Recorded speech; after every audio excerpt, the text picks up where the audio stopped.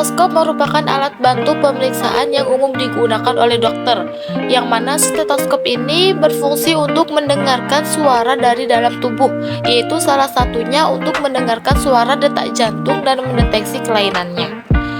Adapun bagian-bagian dari stetoskop, yang pertama itu ada tubing. Tubing adalah bagian dari stetoskop yang berbentuk tabung tipis dan panjang menyerupai selang, yang mana tubing ini berfungsi untuk menyalurkan suara dari diafragma.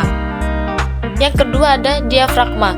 Diafragma merupakan bagian berupa membran tipis dan datar di ujung kepala stetoskop, yang mana diafragma ini memiliki fungsi khusus, yaitu untuk mendengarkan bunyi atau suara yang berfrekuensi tinggi.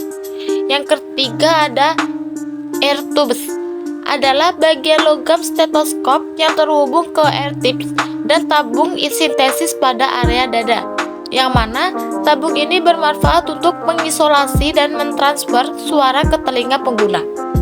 Yang keempat ada ear tips, merupakan bagian yang diletakkan ke dalam telinga untuk mendengarkan secara detail dari organ dalam tubuh termasuk dada.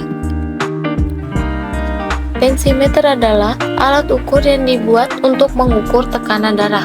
Adapun bagian-bagian dari tensimeter, yang pertama ada manset. Manset adalah bagian dari tensimeter yang dilingkarkan ke tangan.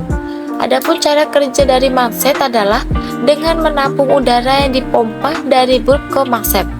Yang kedua ada pompa. Pompa adalah bagian dari tensimeter yang berfungsi untuk memompa udara menuju ke manset. Yang ketiga ada manometer. Manometer adalah bagian yang berguna untuk membaca darah, pembacaan tekanan darah dengan cara membaca arah jarum penunjuknya. Sebelum kita mengambil tindakan kepada pasien, sebaiknya kita melakukan info konsen terlebih dahulu kepada pasien untuk memberitahu kepada pasien bahwa kita akan melakukan pemeriksaan tekanan darah. Kemudian, atur posisi pasien dengan senyaman mungkin. Setelah itu, periksa terlebih dahulu di mana letak nadi pasien tersebut menggunakan stetoskop. Setelah suara nadi terdengar, pasang manset di lengan atas, 3 jari di atas lipatan siku.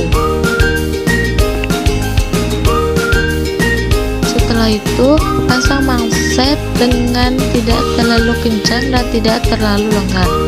Kemudian, letakkan manometer di bagian atas manset, yang tujuannya untuk memudahkan kita menentukan berapa tekanan darah pada pasien nanti. Kemudian, pasang stetoskop dan letakkan diafragma pada area nadi pasien. Lalu, sedikit beri tekanan kepada diafragma. Setelah itu, jangan lupa menutup pada katup. Kemudian, pompa hingga tidak terdengar adanya denyut nadi lagi pada stetoskop.